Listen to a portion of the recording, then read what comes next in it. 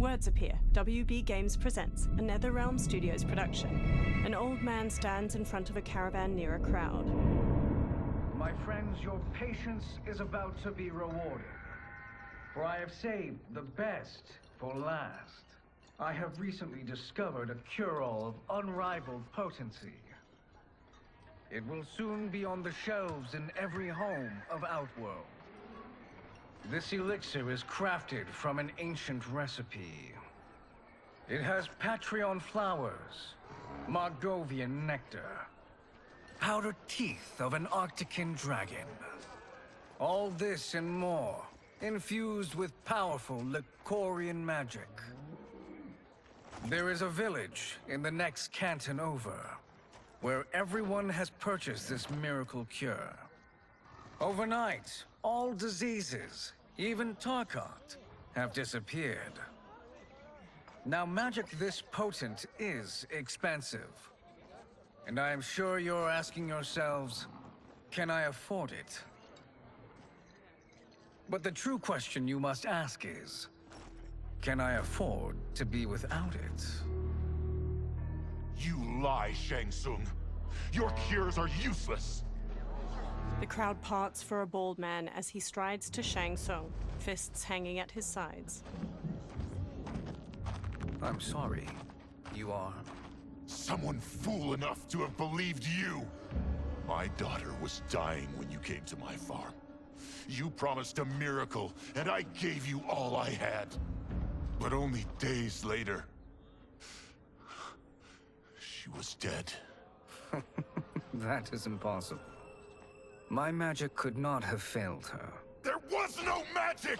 I took your elixir to an Imperial mage, and you know what she said? The bald man snatches a potion from him and throws it down. It's nothing! Just Bourgeois tea! The mage is mistaken, kind sir. My elixirs are of superior quality. Their efficacy is guaranteed. The bald man flings him to the ground. Shang Tsung raises his hands as the crowd closes in around him. Lightning flashes over Shang Tsung's caravan at night. Lamplight pours out from it. Shang Tsung emerges from a door in his caravan, a small case in one hand. He slowly takes a seat on the small wooden stairway leading from his caravan door. He opens the case, revealing a mirror inside. He squeezes his eyes shut, then reaches for his head. His long gray beard drops to the muddy ground. Shang Tsung regards his reflection, now younger, beardless, and with shorter hair. It is an excellent ruse, your disguise. A woman stands nearby. Backwater folk are far more likely to trust a kindly old man. Here on behalf of a dissatisfied customer. If it's revenge you want, have at it.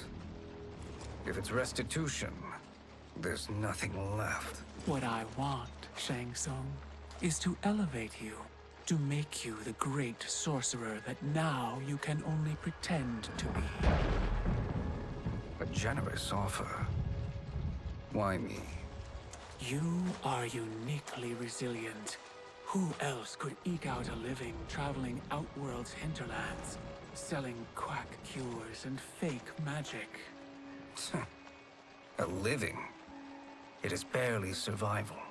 And you were meant for more. To live among kings, not peasants. But since before you were born, you have been conspired against by those who fear how formidable you could become. How do you know this? Who are you? I am your deliverer, Shang Tsung.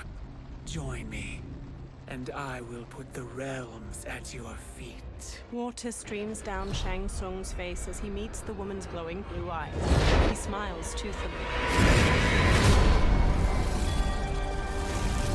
A title appears, Mortal Kombat 1. Three men wearing sun hats plow a farm by various cottages. Power line towers hang crookedly near them. An ornate building sits on a mountain peak looming behind. This is a good harvest, Kung Lao. Yes. It is a blessing, Raiden. You would rather we starve? No, of course not. But we've worked these fields since we were kids. In 40 years, we'll still be here. Stooped and feeble like Old Man Wei. An old man glares at them and spits. Kung Lao waves. As long as I've known you, you've dreamed of leaving Fengjiang. Why can't you be happy here? Our ancestors fought in great wars. They died with honor and glory. Stories of our great adventures will be passed down for generations. It may not be glorious, but what we do helps the village thrive. I know. But is it so wrong to want some excitement? If that's what you want, may I suggest a bet? Dinner at Madame Beau's tonight. Last to fill their cart pays. You work faster than me? Ha! Since when? You're on, Raiden. Kung Lao and Raiden both smirk while they shake hands. The two men pass the day harvesting cabbages from their field and throwing them into separate carts. Kung Lao wipes sweat from his brow, then quickly pushes his cart with Raiden down a dirt road to the cottages. A woman uses a kettle to pour tea into a pair of small porcelain cups on a table in a crowded restaurant. She carries a platter with the cups and kettle away as Kung Lao and Raiden walk in. That is amazing. I am starving. I wonder what Madame Beau is making tonight. An old woman approaches. For you two, whatever you want. Thank you, Madame Beau. You spoil us. Like the sons I never had.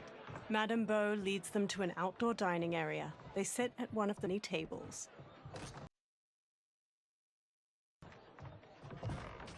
Have you two been practicing my lessons? As we can. The harvest leaves us little time for martial arts. Since your first words, Kung Lao, you've mouthed nothing but excuses. If you fail to prepare... Your preparations will fail you. Good. You haven't forgotten. But we'll see if I make you anything special tonight. I'm glad you're paying. Madame Beau might just pad the bill with her anger. I am paying? You finished work last. But I delivered my cart first. Delivered? Huh. The bet was filled. That's not what I remember. So that's how it is, eh? What do you say we settle this man to man? They walk off. Wait, you mean fight? Yes. Right here, right now. Madame Beau can watch, critique our form. A hooded man with glowing white eyes watches them pass by. Best 2 out of 3? Fair enough. We must be careful. Madame Beau will kick us out if we break something. Oh, this won't last long enough for that to happen. You will be down in no time. Fight!